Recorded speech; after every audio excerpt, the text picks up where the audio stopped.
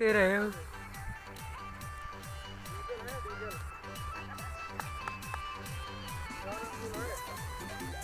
Hello दोस्तों, आप सभी का स्वागत है हमारे न्यू वीडियो में। तो दोस्तों, जैसा कि आप सब देख सकते हैं, सामने एक गाड़ी एकदम पूरी खड़ी हो गई है। तो चलिए गाड़ी के पास चलते हैं, दिखाते हैं आप सबको कैसे गाड़ी खड़ी है। तो आप लोग वीडियो हमारे एंड तक बने रहिए और नए हो तो चैनल को सब्सक्राइब कर लीजिए और हमारे वीडियो को लाइक। तो चलिए चलते हैं गाड़ी के पास।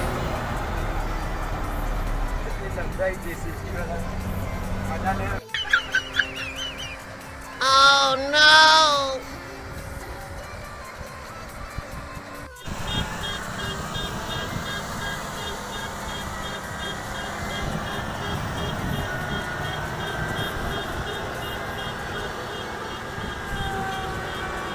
ये हमारे ड्राइवर हैं जो कि केबिन में बैठे हुए हैं, नीचे उतरने का मजा नहीं ले रहे हैं। देखते रहे हो।